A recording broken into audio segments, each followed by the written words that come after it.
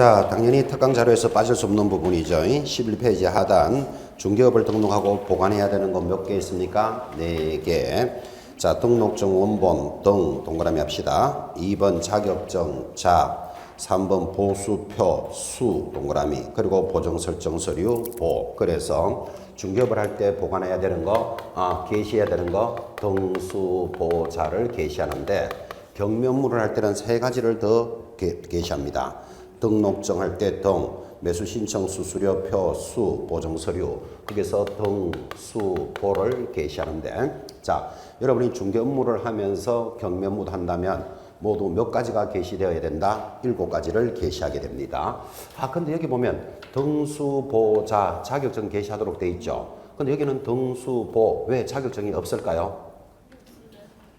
왜 자격증이 없을까요? 지금 자격증 걸어놨잖아. 그죠? 이건 별도로 여기는 없죠. 그것도 의식을 한번 해보시기 바랍니다.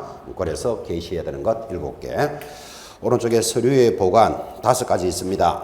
위에 3가지. 전속, 거래계약서, 확인설명서, 보관기간. 위반하면 전부 얼마? 업무정지. 그런데 경매 업무를 할 때는 사건카드 확인설명서, 경매 업무에 대한 확인설명서는 보관기간이 전부 다 몇 년이다? 5년. 이건 공부하기 좋게 둘 다 5년으로 딱 걸어놨죠.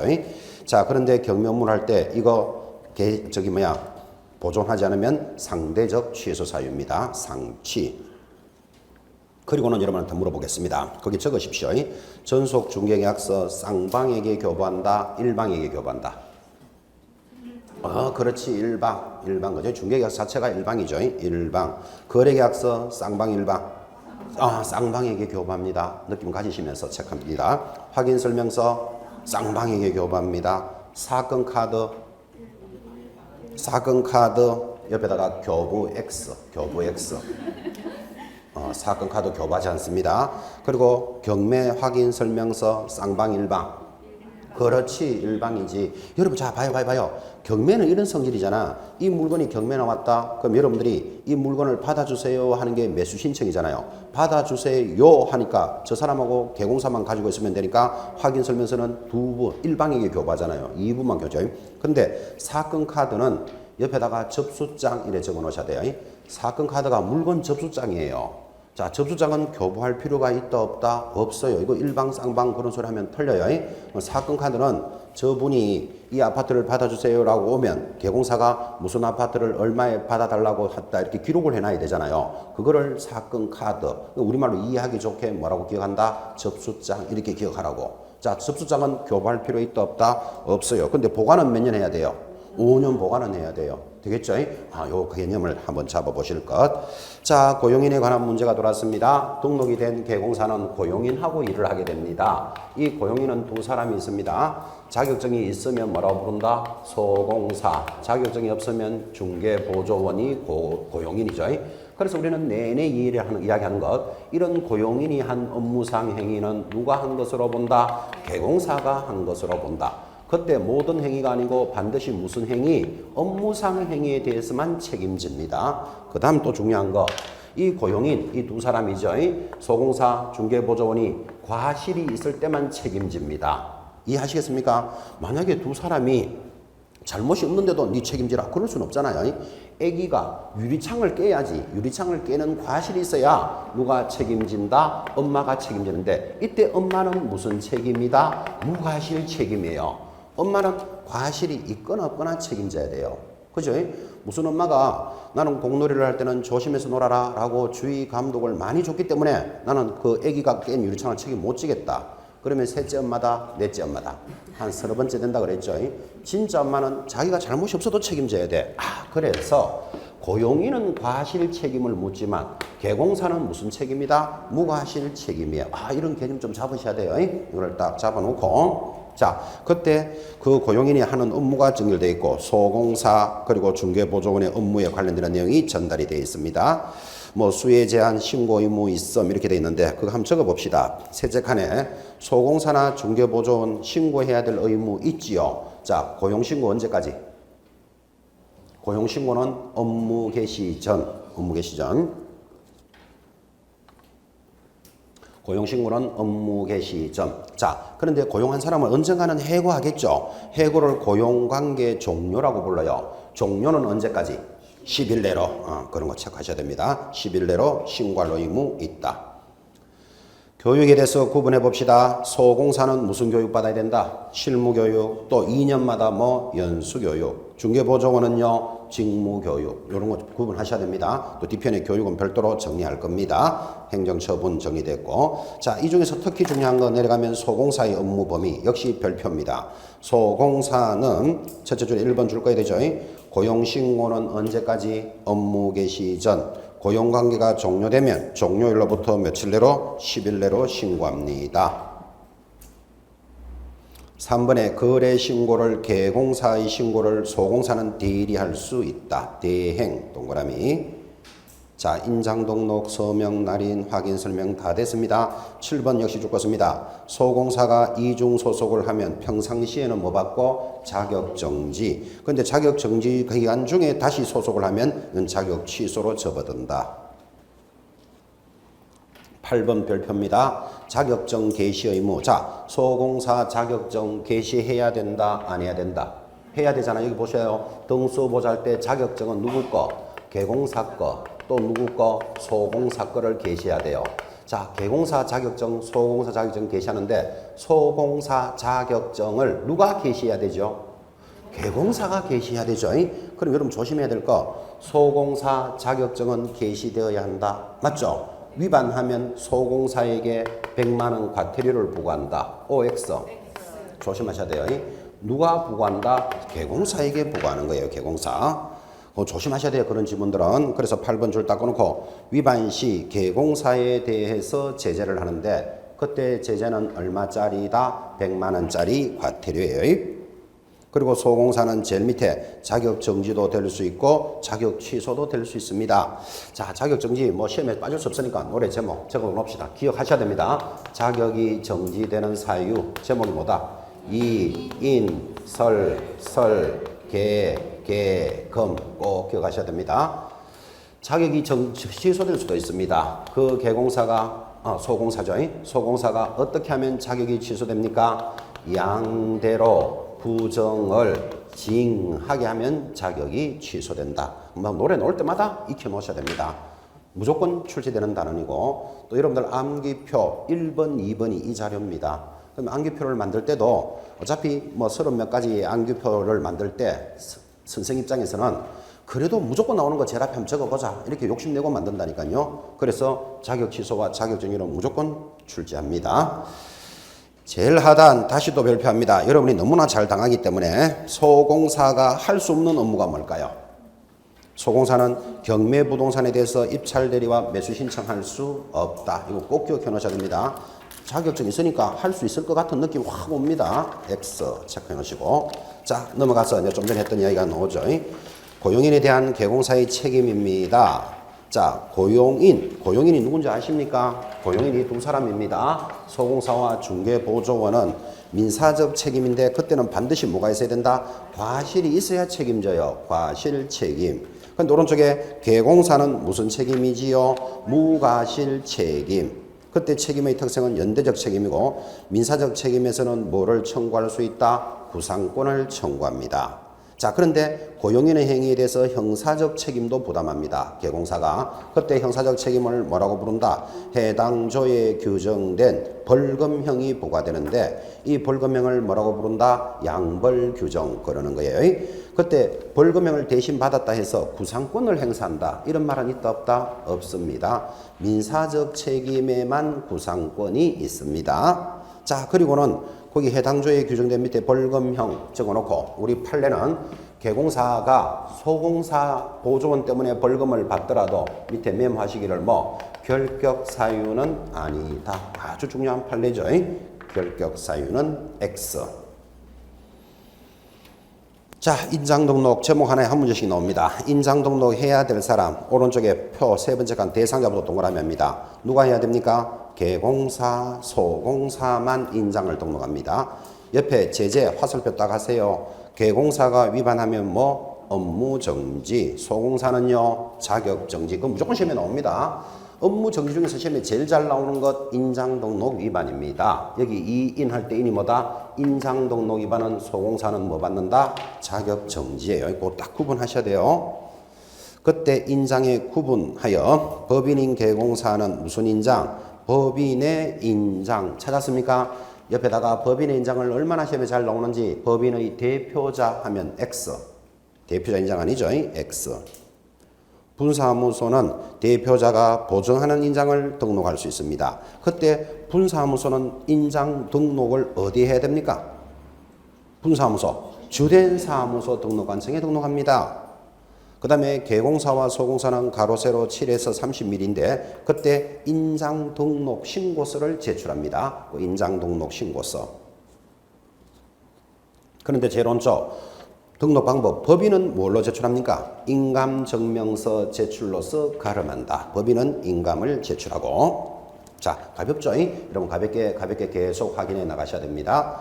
내려가면 명칭 들어왔습니다. 자, 명칭에 보니까 자기 의무, 부자기 의무가 있습니다. 자기 옆에다가 하여야 한다. 그래서 자기 의무라는 말은 반드시 하여야 한다. 의무를 자기라 부릅니다. 부자기는 뭘까요? 하여서는 아니 된다. 이를 뭐라 그런다? 하여서는 아니 된다. 아니 된다를 부자기 의무라 그럽니다. 자, 그러면 명칭에 대해서는 해야 되는 의무와 하여서는 아니 되는 의무가 있는데, 자, 해야 되는 거. 개공사는 사무소 명칭에 뭐를 쓸 수 있다? 공인중개사 사무소, 부동산 중개 둘 중에 하나 쓰면 되겠죠. 그리고 개공사는 5개 광고물에 대표자, 분사무소는 누구 이름을 책임자 성명을 기재해야 돼요. 그거 안 하면 100만 원짜리 과태료예요. 우리는 이복의 문표 반납할 때 문이 뭐다? 문자 사용 위반은 100만 원짜리다. 그 뜻이에요. 자, 근데 조심해야 될 거 바로 세 번째 칸 부칙 6조는 하여서는 아니 되는 의무가 뭐지요? 공인중개사 사무소 쓸 수 없죠. 그럼 뭐만 써야 된다? 부동산 중개만 써야 되겠지. 근데 그거 위반하면 제재가 뭘까요? 아, 이게 100만 원짜리 과태료입니다. 조심하셔야 됩니다. 그러니까 여러분들이 조심해야 될 거 부칙 6조는 공인중개사 사무소를 쓸 수 없죠. 자, 이건 이해하죠?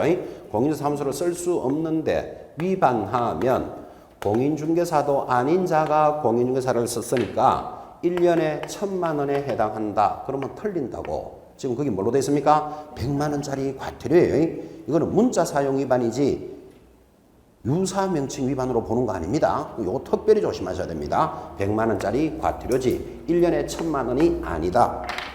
자, 그런데 이제 달라지죠. 개공사 아닌 자가 밑에 보시면 개공사 아닌 자가 공인중개사 사무소 부동산 중개라는 유사 명칭을 사용하면 이거는 사정이 확 달라지죠. 그죠? 얼마짜리로 접어들었다? 1년에 1,000. 아, 요런 거 구분 한번 해봅시다. 표 꾸준히 잘 보셔야 됩니다. 이거. 특히 어디서 시험에 들어온다? 세 번째 칸. 부칙 6조 칸을 잘 보실 것. 제일 하단 중개대상물의 표시광고입니다. 자, 개공사가 의뢰받은 중개대상물에 대해서 표시광고를 하고자 할 때는 개공사에 관한 사항으로서 번호 답니다. 1. 사무소 명칭 2. 소재지 3. 연락처 4. 개공사 성명 몇 가지지요?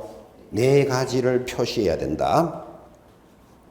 광고할 때 반드시 4가지 들어가야 돼요. 밑에다가 위반시 표시광고 위반하면 제재가 뭘까요? 100만 원짜리 과태료예요. 자, 그러면 4가지를 게시하는데 단 1, 2, 3, 4 4가지니까 또 하나 걸잖아요. 거기에 등록 번호를 기재해야 된다라는 말이 있다 없다? 없어요. 이 등록 번호를 다른 말로는 허가 번호인데 지금 여러분 밖에 나가보면 그죠? 좀 오래됐는 거겠죠. 중개사 사무소 간판 딱 보면 허가 제메토라고 적어놨는 거 본 적 있습니까? 예전에는 이거 적도록 돼 있었어요. 근데 지금은 이런 거 적는다 안 적는다? 안 적어요. 나가서 유심히 간판들 한번 봐봐요. 중개사무소 간판에 허가 제메토, 등록 제메토 적어놨는 거 있어요. 근데 그거는 간판에 지금 자기들 적고 싶어서 적는 거지 의무가 있다 없다? 의무 없어요. 이거 조심하셔야 돼요. 자, 그래서 게시해야 될 것이 모두 몇 개? 1, 2, 3, 4 표시해야 될 거 잘 잡으시고 오른쪽 간판의 철거입니다. 자, 이게 또 재밌습니다. 작년에 출제가 됐는데 간판을 철거해야 되는 것, 안 해도 되는 것 이렇게 들어왔는데 이건 상식이기도 하지만 조심할 거 원래 또 다시 나온다면 주의할 것이 있습니다. 이전했다 동그라미, 폐업 동그라미, 등록 취소 동그라미. 이런 세 가지 경우에는 뭐 해야 된다? 간판을 철거해야 된다. 동의하시겠습니까? 자, 그런데 옆에다가 위반시. 자, 그럼 이 세 가지 지금 철거해야 된다고 들으셨잖아요. 위반시. 제재가 뭘까요? 그래요. 제재 X. 제재가 없어요. 희한하죠? 그래서 이거 여러분한테 이렇게 강조합니다. 왜 이거 위반하면 100만 원짜리 과태료 이런 거 걸리면 안 되는가 하면 폐업하고 갔다. 폐업하고 어디 갔다? 집에 갔겠죠. 그럼 폐업한 사람 이불 덮어쓰고 울고 있습니다, 지금. 아, 참, 폐업하고 울 일이야 있겠나? 자기가 폐업해서. 취소당했습니다, 3번. 취소당하고 집에 가면 펑펑 울고 있는데 가가지고, 니와 간판 철거 안 했는데, 100만짜리 과태료 매기면 이상해지잖아, 이게. 그죠? 자, 그래서 제재가 있다, 없다? 없어요. 그럼 제재가 없으면 어떡하는데? 그 적어놨잖아요. 행정대집행법에 따라서 뭐 한다? 강제로 철거한다. 그거밖에 없어. 강제로 철거하고는 뭐를 청구한다? 철거 비용을 청구합니다. 내려갑니다. 등록증 등의 대여의 금지. 자, 등록증을 뭐 할 수 없다? 양도대여 할 수는 없다. 이건 상식이지만 그래도 잘 나오니까 걸어놓은 거예요. 등록증이든 자격증이든 양도대여하면 제재가 무조건 뭘까요? 1년에 1000. 무조건 기억해놔. 양도대여 무조건 1년에 1000. 자, 양도대여는 1년에 1000일 뿐만 아니라 빌려준 사람은 그 등록증을 어떻게 해야 되겠습니까? 절대적으로 취소시켜야 되겠죠. 상식적인 이야기죠. 사실은. 조심할 거 오른쪽에 등록증을 양도대여 빌려줬다라는 말은 빌려서 하는 자 100% 있겠죠. 자, 빌려서 하는 자도 제재가 뭐예요? 1년에 1000이에요. 아, 그런데 옆에는 절대적 취소라는 말이 있다 없다? 없다. 그거 조심하라고. 절취액서. 왜 빌려서 하는 자는 빌려서 받아서 하고 있는데 절대적으로 취소 안 시킬까요? 자기 것도 아닌데 뭘 어떻게 취소시켜요? 빌려준 자는 취소시켜요. 그거 구분해보라고요. 그래 시험에 어떻게 들어오는가 하면 양도대여, 양수대여 받은 자는 1년에 1000만 원에 처하고 그 등록을 절대적으로 취소한다. 그럼 X라고. 되겠죠? 근데 X를 해도 왜 X인지를 모르는 사람 너무너무 많아요. 이게. 자기 것도 아닌데 뭘 취소해? 지금 그죠? 그 정도를 구분하실 것. 사무소 이전 들어왔습니다. 현실적인 문제이기 때문에 크게 한번 보세요. A 지역에서 중개업을 하던 여러분이 B 지역으로 이전을 합니다. 우리는 이걸 뭐라 그런다? 사무소 이전한다. 이사부터 하고 한 날로부터 며칠 내로 10일 내로 어디에 신고해야 된다? 이전 후 등록관청에 신고한다. 이게 제일 포인트죠. 그죠? 자, 그래서 사무소 이전은 등록관청 내외로 구분되는데 여기 한번 볼래요? A 지역에서 B 지역으로 가는 것을 관할구역 외로 갔다 그러잖아요. 근데 A 지역에 갑동이라 하자. 갑동에서 B동, 아니다. 을동으로 갈 수도 있겠죠. 요거는 관할지역 내에서 이전하는 거예요. 그래서 관할을 벗어나거나 내거나 똑같아. 이사부터 하고 10일 내로. 이거는 이전 후 등록관청인데 요거는 A 등록관청이 그대로 하면 되겠죠.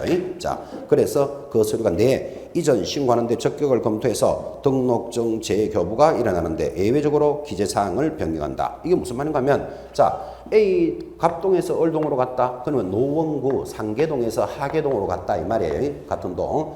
노원구 상계에서 하계로 가면 일단 등록증 갖다 내야 되죠. 왜? 주소를 바꿔야 되잖아. 그죠?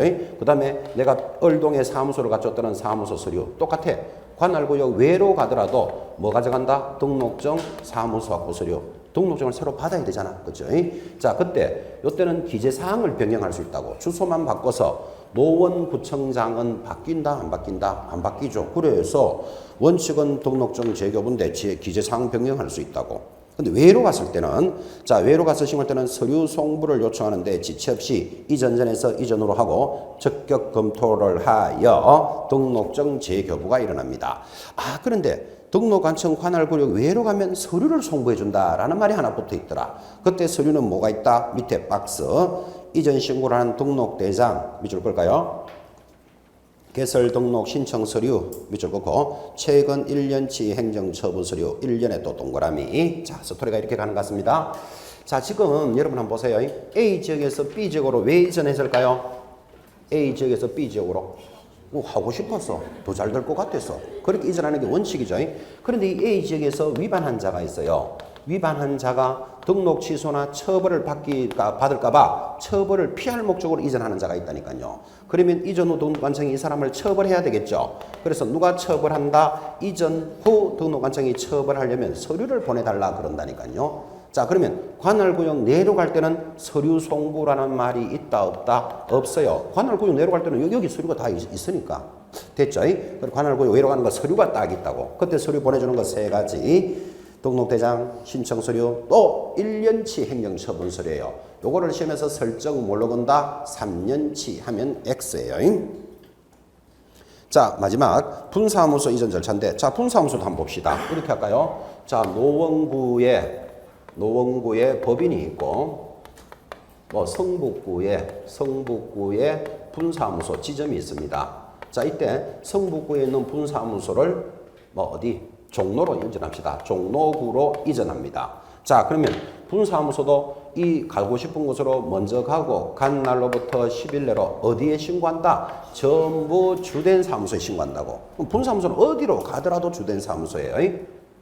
그럴 수도 있나요? 성북구에서 종로로 이전을 할 수 있지만 성북구 A동에서 성북구 B동으로도 갈 수도 있잖아요. 분사무소가 관할구역 내로 갈 수도 있죠. 신경 쓸 필요 없어. 무조건 어디로 가든지 간에 무조건 신고는 어디 한다? 주된 사무소에 합니다. 자, 여기서 하나 배울 수 있는 거. 종로에 있는 분사무소를 제주시로 옮긴다. 이렇게 옮기더라도 이사부터 가고 10일 내로 어디 신고한다? 노원구청에 하니까 분사무소는 어디로 이전하더라도 서류를 송부할 일이 있다 없다, 이거 기억해 놓으셔야 됩니다. 서류 송부할 일이 없다. 그죠? 아주 중요한 표현입니다. 자, 그래서 하단의 표, 분사무소가 시군구 내로 이전할 때, 외로 이전할 때, 그 스토리가 그래 돼 있고, 또 이전한 날로부터 무조건 어디로 한다? 제일 밑에 보면 10일 내로 어디? 주된 사무소에 신고합니다. 그럼 주된 사무소에 신고하니까 항상 서류는 어디 붙어 있다? 주된 사무소에 붙어 있으니까, 주된 사무소에 붙어 있으니까 서류를 별도로 송부할 일이 있다 없다, 이게 포인트죠. 밑에다가 서류 송부 X 딱 기억해 놓으셔야 됩니다. 분사무소는 서류를 송부할 일이 없다. 넘어가서 휴업과 업무 정지를 비교합니다. 시험에 잘 나오는 파트들을 뽑았습니다. 자, 일단 제목부터 한번 잡고 감각적으로 물어봅시다. 휴업이 뭡니까? 휴업이 좀 쉬는 거. 왜 쉴까요? 쉬고 싶어서. 자, 그런데 바로 옆에 업무 정지가 있습니다. 업무 정지는 뭘까요? 뭔가 위반했겠지. 그죠? 그래서 업무 정지를 받는 거예요. 자, 그러면 휴업하고 업무 정지다. 비교하는데, 자, 기간은 무조건 똑같아요. 얼마? 6월을 초과할 수 없다. 똑같아요. 휴업이나 정지나. 변경 연장. 자, 휴업한 자 좀 더 휴업하고 싶다. 변경된다, 안 된다? 된다. 어떤 사유? 그렇지. 부득이한 사유가 있으면 징집, 요양, 취학이 있으면 변경할 수 있어요. 근데 업무 정지는 변경할 수 있다 없다? 없어. 그런 말이 없다. 자, 만약에 이렇게 휴업한 자나 업무 정지 받은 자가 기간 중에 뻐쩍뻐쩍 업무를 하면 어떻게 되는데요? 이 문제를 걸어봅시다. 휴업하고 업무를 하면 어떻게 됩니까? 100만 원 이하의 과태료. 왜? 휴업신고 위반이니까. 그죠? 그런데 업무 정지 받은 자가 뻐적뻐적 업무를 하고 있으면 어떻게 한다? 절대적 취소시키 보냅니다. 괘씸죄. 구분해야 되죠. 자, 그리고 여러분도 또 잘 당하는데, 휴업한 자는 네 번째 칸, 언제든지 휴업한 자가 이전하고 폐업할 수 있다 없다? 있다. 가능하다. 그죠? 업무 정지 받은 자는 이전할 수 있다 없다? 있다 그랬죠. 아까 그랬잖아요. 업무 정지지 이전 정지가 아니잖아. 이전 정지. 그죠? 되고 폐업은 된다 안 된다? 폐업도 자기 자유예요. 폐업할 수도 있다. 구분하셔야 됩니다. 자, 폐업 후 재등록인데 휴업한 자는 폐업할 수 있죠. 폐업하고 재등록 된다 안 된다? 된다. 가능. 업무 정지 받은 자는 폐업할 수는 있지만 기간 중에는 할 수 없다. 이거 딱 잡고 계셔야 됩니다. 자, 이중소속은 둘 다 안 된다. 그건 이중소속 무조건 안 되니까. 그 다음 별표. 휴업한 자 기간 중에 등록증 반납해야 된다, 안 해야 된다? 반납합니다. 반납의 동그라미. 그런데 업무 정지 받은 자는 반납할까요, 안 할까요? 안 해요. 이게 제일 중요해요, 사실은. 다시 한번 물어봅니다. 여러분, 운전면허증 있습니까? 면허 정지되었다. 이런 말 들어보셨나요? 왜 면허 정지되지요? 뭐요? 아니, 근데 왜 면허 정지되지요? 이러니까 전부 다 음주운전 이러는데. 아닙니다. 오늘 소주 10병 먹고, 그죠? 음주, 소주 10병 먹어봐요. 저절로 면허증 정지되는가 안 되는가? 정지 안 돼요. 그리 소주 10병 먹고 운전을 해도 괜찮아요. 적발 안 되고 집에까지 잘 가면 돼. 그죠? 그래서 음주해서 적발이 되면 이제 면허 정지 이런 거 나오겠죠. 자, 그런데 참고로 면허 정지를 받으면 그때 면허증은 1개월간 정지다. 예를 들어서 그러면 면허증 반납할까요? 안 할까요? 안 해봤습니까, 여러분들? 반납합니다. 어디에? 관할 경찰서에. 아이, 면허 정지가 안 돼 받는 모양이다. 저는 정지돼 봐서 알아요. 근데 왜 정지됐을까요? 또 음주부터 소리 하고 있으면 안 돼요. 음주해가 정지 안 된다니까. 음주해가지고 또 적발돼가지고 적발도 안 됐고. 여러분 보통 가면 신호 위반 이런 거 들어보셨죠? 차선 이런 거 위반하면 보통 뭐 7만 원짜리 요새는 7만 원인가 그럴 거예요. 5만 원 과태료 나오는데 과태료도 나오지만 벌점 15점이 붙어요. 그래서 제가 어디서 들어보니까 저도 이제 적발된 지 오래돼서 잘 적발돼서 오래되는 게 아니고 차를 안 타고 다니니까 잘 모르지 사실은 거죠. 보니까 그게 8만 원을 내면 벌점은 없고 7만 원을 내면 벌점 15점이 붙는다. 뭐 그렇게 구분하더라고요. 자, 그러면 신호 위반 한번 해가지고 과태료 하나 딱 끊기면 벌점이 15점 붙어요. 근데 1년 안에 31점 넘어가면 정지 30일 나와요. 근데 이게 잠깐 돼요. 왜 그런가 하면 한 번 신호 위반이죠. 한 번은 속도 위반 걸려버리면. 요새 속도 위반을 해다 봐 10km 넘으면 걸리거든요. 또 20km 초과해버리면 벌점이 더 붙어요. 한 20점 붙어요. 자기도 모르는 사이에 30점 벌점이 딱 붙어 있다니까. 그죠? 그러면 정지 나와요. 그 정지 나오면 기간 동안 뭐 면허증 반납해요. 근데 운전면허는 반납을 하지만 우리 공인중개사는 등록증이 정지되더라도 반납하지 않는다는데 지금 그 이야기 하려고 하는 거예요. 그 등록증 반납하지 않습니다. 자, 결격사유. 자, 휴업 신고된 자 결격사유다? 아니다. 아니다. 해당 사항 없습니다. 근데 업무 정지 받은 자는 해당되는데 그것도 조심하라 그랬죠. 업무 정지 받은 자가 결격사유다. 업무 정지 받은 자가 폐업을 하면 나머지 기간은 결격사유다. 이거죠. 조심하셔야 돼요. 그 업무 정지만 받는다고 결격사유 아닙니다. 폐업한 자 결격 그 기간 동안 결격사유다. 기간이 만료되면 업무를 개시하는데, 자, 휴업은 기간이 만료되면 신고하고 영업한다, 막 한다. 아, 휴업은 신고해야 돼요. 왜 신고할까요? 등록증을 돌려받아야 되기 때문에, 반환받아야 되기 때문에. 근데 업무 정지 받은 자는 끝나면 바로 영업해요. 왜 그럴까요? 아, 등록증을 반납 안 했기 때문에. 그죠? 아, 이거 잘 봐야 돼요. 업무 정지 받은 자는 기간이 만료되면 재개 신고하고 업무를 하야 한다면 틀려요. 업무 정지 받은 자는 신고 안 해요. 바로 영업으로 바로 들어가요. 그 차이가 뭐다? 등록증을 내놓고 안 내놓고 차이 때문에 그래요. 이걸 강조하고 싶어서 얼마나 이야기했습니까? 여러분 학창 시절에 정학 받아봤습니까? 안 받아봤습니까? 만약에 정학 일주일 받았다. 정학, 그죠? 정학 일주일 받은 자 정학이 끝나면 나 정학 끝났다고 신고한다. 바로 교실로 간다. 그 해본 사람은 알아요. 바로 교실로 가요. 왜 바로 교실로 간다? 쪽팔리니까. 그죠? 그 정지받은 자는 신고 안 한다는데 지금 그 이야기 하려고 하는 거예요. 왜 신고 안 한다? 쪽팔리니까. 그죠? 근데 휴업한 자는 신고해야 돼요. 왜 해야 된다요? 등록증을 돌려받아야 되기 때문에. 그 구분해야 된다고요. 자, 드디어 이제 일반 중개에서의 필수 기재 나왔습니다. 1번, 중개대상물의 위치와 규모 반드시 기재합니다. 물, 동그라미. 예정 가격, 가, 동그라미. 예정 가격이 이루어졌을 때 보수 반드시 적어야 됩니다. 보수, 수, 동그라미. 그 밖에 개공사와 의뢰인이 준수할 사항, 준, 동그라미. 그래서, 자, 중개계약이 이거죠.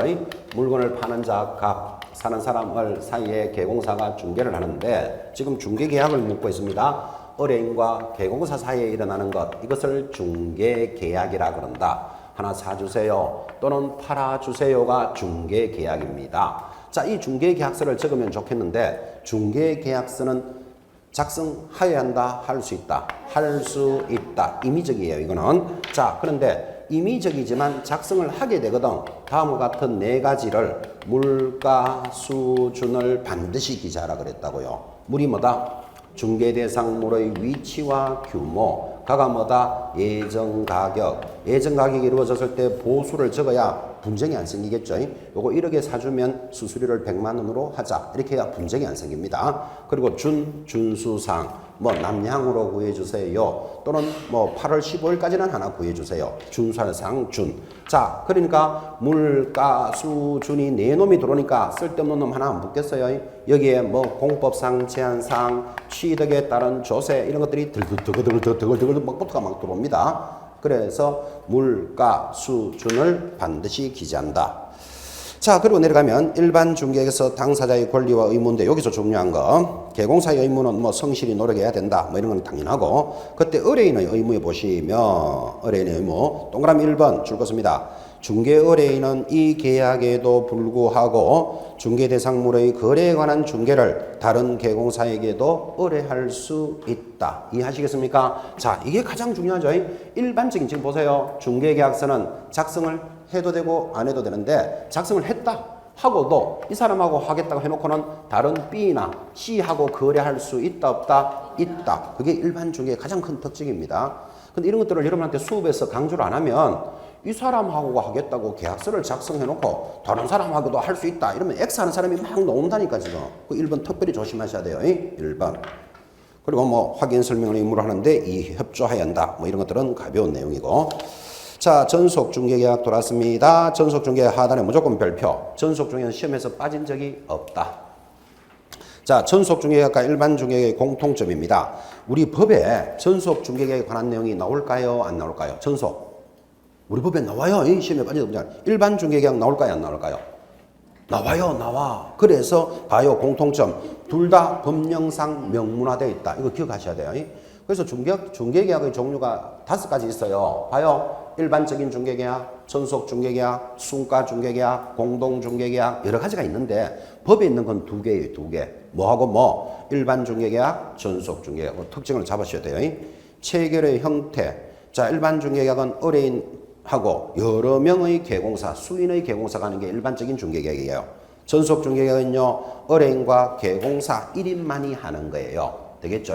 딱 잡고 차이점 이거 무조건 시험에 나옵니다. 일반 중개계약 현장에 나가면 많다 작다 많다가 아니고 거의 다다 거의 다다. 근데 전속 중개계약 작다 동의하시겠죠? 특징을 잡아란 말이에요. 일반 중개계약 독점성 있다 없다? 없다. 누구라도 먼저 체결하면 할 수 있다. 전속 중개계약 독점성 있다. 되겠습니까? 그리고 밑에 내려가면 다음 중 둘 다 불리한 것을 찾으시오 하면 답이 뭐다?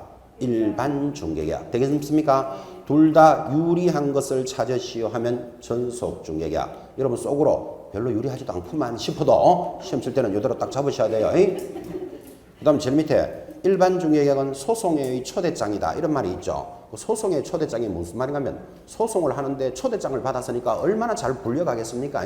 그 분쟁이 많다 이 뜻이에요. 분쟁이. 근데 전속 중개계약은 분쟁이 거의 없다. 되겠습니까? 그렇게 해서 특징들을 잡아갑니다. 오른쪽 너무너무 잘 나오는 단어. 전속 중개계약의 개공사의 의무. 반드시 뭐를 사용해야 됩니까? 전속 중에서 사용의 의무. 밑에다가 옆에다가 위반시. 사용하라고 지금 들으셨잖아요. 위반하면 무조건 6월에 업무 정지. 자, 정보 공개입니다. 정보 공개 며칠 내로 해야 된다? 7일에 동그라미. 그리고 7일 내로 공개한 것에 대해서 지체 없이 문서로 통지해야 된다 그랬잖아요. 그거 안 하면 옆에다가 상대적 취소. 전속 중개약이 유일하게 상취가 거기 있습니다. 상취. 나머지 밑에 것들은 전부 다 업무 정지입니다. 3번 업무 처리 사항을 2주일에 1회 이상 문서로서 통지 안 하면 업무 정지. 확인 설명을 성실히 이행하고 이런 전속 중에서 몇 년 보존할까요? 3년 보존해야 돼요. 안 하면 전부 업무 정지예요. 자, 그때 의뢰인의 의무 오래가면 한번 체크합시다. 의뢰인은 사실은 썩 잘 나오지는 않아요. 자, 위약금인데 기간 내에 다른 개공사와 중개를 하면 위약금 얼마? 100%. 또 기간 내에 전속 개공사로 알게 된 상대방을 전속 개공사를 배제하고 자기들끼리 거래하면 얼마? 위약금. 동그라미 2번 소요 비용은 50%를 지불한다. 50% 범위 내다. 50% 범위 내. 아, 중요합니다. 이거. 에서 스스로 발견했을 때 지불한다. 자, 전속 중개계 실시 정보 공개에 관련되는 내용입니다. 정보 공개, 거기 상대적 취소라고 적어져 있고, 그 4번 밑에 공시지가는 매매 교환일 때는 공개할 의무가 있지만 임대차는 공개하여서는 아니 된다가 아니고 공개하지 않을 수 있다니까 공개해도 관계는 없어요. 그 차이 보시고. 그런데 3번 밑에 권리자의 인적사항은 무조건 공개하면 안 돼요. 공개 금지돼 있죠. 그리고 박스 밑에다가 오래간만에 감각함 살려놓읍시다. 정보를 공개해야 될 내용 받아쓰기 중, 도, 수, 도, 소, 공해, 예, 공을 공개한다. 다 알고 계시리라 믿지만 감각적으로 한번 적어봅니다. 중도, 수도, 소공의 예공을 공개하고 항상 나올 때 소가 뭐다? 소유권 등의 권리관계인데 인적사항은 공개하여서는 아니 된다. 공시지가는 임대차일 때는 할 필요는 없다. 그러니까 임대차일 때 해도 된다는 것도 이해하셔야 돼요.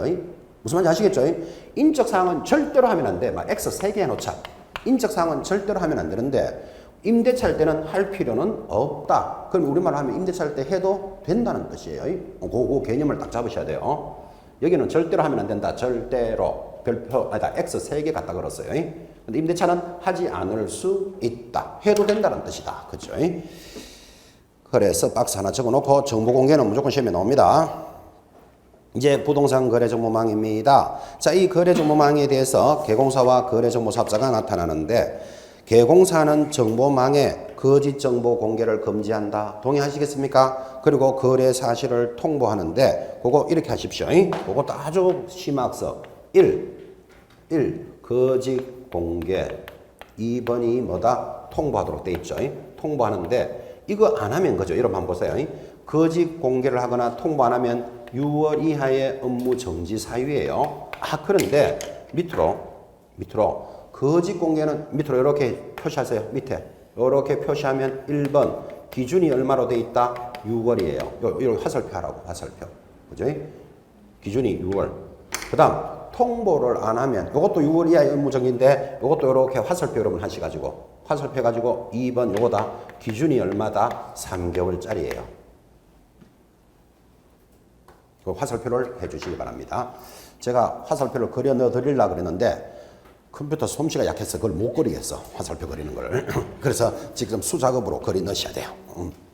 사실은 못 적는다기보다는 이렇게 하면서 기억 한번 해보는 거예요. 자, 일단 화살표는 그렸습니까? 자, 그놓고 여러분한테 묻습니다. 거래정보망에 개공사가 거짓으로 정보를 공개하거나 통보하지 않으면 제재가 뭐? 이래야지 6월 이하의 업무 정지. 똑같아요. 6월 이하의 업무 정지인데 희한하게도 거짓 공개는 기준이 얼마다? 6개월짜리고 통보 안 하면 이거는 기준이 3개월짜리예요. 그래서 여러분한테 전달했던 거 이 기준에서 뭐 한다 그랬죠? 플러스 마이너스 2분의 1을 할 수 있다 그랬잖아요. 그럼 요 똑같은 놈의 6월 이하의 정지인데도 요거 기준이 다르다는 게 아주 독특합니다. 기준에서 플러스 마이너스 2분의 1 하는데 여러분한테 이거 전달한 거 있죠? 6월 이내의 업무 정지 사유가 15개가 있는데 그 중에서 기준 6개월짜리는 모두 몇 개? 4개는 시험 칠 때까지는 무조건 암기해야 된다. 그죠? 그런데 그 중에 지금 한 개 나왔잖아요. 거짓 공개는 기준이 얼마짜리다? 요거 6개월짜리예요. 그죠? 이건 무조건 암기되어 있어야 돼요. 아주 독특하게 요거 기준이 달라요. 이 정도를 여러분 찾아내면 이제 심학습까지 온 거예요. 그거 표시 한번 해보셨다. 자, 그 다음에 이제 오른쪽에 거래정보사업자가 그 정보망을 운영하는 자가 하나 옆에 뭐 적어야 되겠습니까? 정보는 누구한테 한해서 받습니까? 개공사에 한해서만 받습니다. 개공사 갈로 정리하죠. 그래서 거래정보망은 개공사들끼리만 운영하는 거예요. 하나여 개공사. 다르게가 뭐죠? 거짓 정보를 올리는 거예요. 다르게 하거나 차별적으로 공개하여서는 아니 된다. 하게 되면 어떻게 할까요? 지정이 취소되고 1년에 1,000만 원. 이거 무조건 시험에 나와요. 지금 여러분들 보고 계시는 그 단은 거래정보망의 개공사와 거래정보사업자가 정보를 위반하는 표잖아요. 그 표. 그죠? 무조건 시험에 나옵니다. 왜 그런가 하면 거래정보망은 정보를 활용하는 거기 때문에 정보 위반에 대해서 시험에 안 물을 수가 없다니까. 그죠? 별표 탁 찍어 놓으시고 이제 내려가시면 교재 17페이지 이제 자주 봤던 것 거래정보사업자 지정요건 들어옵니다. 자, 지정요건 옆에다가 하나 적어 놓으면 더 좋겠습니다. 지정요건을 거기 있다. 지정요건에 보시면 밑에 중간에 표 보시면 자, 지정신청은 표부터 보면 부가통신사업자가 누구한테 신청한다? 국토장관. 그래서 거래정보망은 누구하고만 놉니까? 국토장관하고만 놉니다. 그때 국토장관한테 신청을 할 때는 서류를 가져가는데 서류가 뭐다? 부, 등의, 정, 공원, 컴퓨터, 통 하는 서류를 가져갑니다. 자, 지금 이 말 합니다. 거래정보망이라는 게 이거잖아요. 컴퓨터를 그림을 그려야 되죠. 컴퓨터를 통해서 부동산에 관한 정보를 개공사 상호 간에 교환하는 게 거래정보망인데 이런 정보를 설치하고 운영하는 자가 있다니까요. 설치 운영자를 뭐라고 부른다? 거래정보사업자다 이렇게 부릅니다. 자, 이때 거래정보사업자는 누구한테 신청을 해야 된다? 국토장관에게 신청한다 이렇게 들어갔잖아요 지금. 그죠? 자, 그때 국토장관한테 신청할 때 제출하는 서류가 뭐다? 부 등의 정공원 컴퓨터 통이다 이랬단 말이에요. 그죠? 부 등의 정공원 컴퓨터 통. 부가 뭘까요? 부는 법인 등기부 등본. 그런데 제출할 필요는 없다. 등은 등록증인데 500명 이상이고 2개 이상의 시도에서는 30명은 가입해야 되고, 정보처리기사 하나, 공인중개사 하나, 컴퓨터 용량을 알 수 있는 서류, 부가통신사업 신고서예요. 그래서 부 등의 전공은 컴퓨터 통을 가지고 가서 신청하는데, 자, 이때 신청을 하면 밑에 보시니까 지정서를 검토해서 며칠 만에 지정해 주지요? 30일. 그 시험에 잘 나옵니다. 자, 조심할 거. 국토장관에게 제출을 하면 국토장관이 며칠 만에 지정해 준다? 30일 만에 지정을 해 줍니다. 뭐 조건이 안 맞으면 지정 안 해줄 거고. 자, 지정을 해주고 그 다음 내가 지정을 받았잖아요. 받았으니까 지금부터 며칠 내로? 3개월 내로 운영 규정을 정한다고요. 이때 운영 규정이라는 말은 이것을 사용하는 사람은 얼마를 내야 되고 서로 간의 권리와 의무, 사용하는 방법은 이렇다. 이런 운영 규정을 정하는데, 이런 운영 규정을 정해놓고 한 달에 사용료를 20만 원입니다. 이래 정해놓고는 50만 원씩 받든지 하면 위반할 수 있잖아요. 위반을 못하게 하려고 운영 규정은 국토장관에게 뭐 받아야 된다? 승인 받아야 한다. 이게 시험에 잘 나온다고요. 자, 여기까지 해놓고. 자, 이렇게 이제 스토리가 이렇게 흘러가는 걸 여러분 그 표를 보셨죠? 날짜 30일, 3개월. 이것도 시험에는 잘 나옵니다. 30일, 3개월. 자, 이렇게 해서 국토장관에게 승인을 받도록 했는데, 지금 이렇게 운영 규정을 정하고 1년 안에 운영해야 된다. 이렇게 시험 나오면 틀려요. 조문이 이렇게 끝나기 때문에 운영 3개월 내로 운영 규정을 정해야 된다. 오, 그래놓고 1년 안에 운영해야 된다 하면 맞다고 생각하면 X라고요. 반드시 그 표를 보니까 운영은 언제부터 해야 된다? 지정받은 날로부터 1년 안에 운영해야 돼. 그죠? 아, 그거 의미 있게 아주 잘 보셔야 돼요. 그 그림을 일부러 그려놨죠. 지정받은 날로부터 1년 안에 운영해야 된다. 왜 그런가 하면 그 바로 위로 올라가서 지정 취소 사유 찾았습니까? 지정 취소 사유 노래 제목이 뭐다? 허운정해일. 거기서 알 수 있다고. 자, 우리가 너무너무 많이 했던 것, 이렇게 지정을 받은 자가 지정이 취소되는 사유가 있는데 5가지니까 시험에 잘 나오죠. 노래 제목이 뭐다? 허운정해일. 탤런트 허윤정이가 해산에서 1년 동안 취소됐습니다. 허가 뭐지요? 허위, 거짓, 운영규정 위반, 정보를 허위로 공개하면, 사망하거나 해산하면, 지정받은 날로부터 1년 안에 운영 안 하면 취소하잖아. 지정받은 날로부터. 그죠? 이게 알 수 있죠? 이거를 허운정해일은 그렇게 잘 알고 계시면서 이거 같이 운영 규정을 정한 날로부터 1년 안에 하면 틀려요. 되겠죠? 그리고 그 표를 보시면서 그 개념을 잘 잡으셔야 돼요. 지정받은 날로부터 1년 안에 운영 안 하면 취소한다. 자, 그래서 위에 지정 취소 사유도 지금 자연스럽게 허운정해일 다 짚어드렸고, 그 다음에 거래정보사업자의 지정 절차 보시면서 날짜부터 잘 보셔야 돼요. 첫 번째 날짜가 뭐가 나온다? 30일. 그 다음에 뭐가 나온다? 3개월. 그 다음에 지정받은 날로부터 얼마 내로 운영해야 된다? 1년 안에 운영합니다. 되겠습니까? 아주 의미있게 정리해 주실 것. 자, 그 다음 이어지는 단원이 이제 중개대상물 확인 설명으로 접어듭니다. 오늘 중요하고 개념이 중요하니까 살짝 자릅시다. 자, 지금이 1시니까 점심시간 1시간 하고 오후 시간부터 여기서부터 체크하겠습니다. 자, 1시간 뒤에 뵙겠습니다.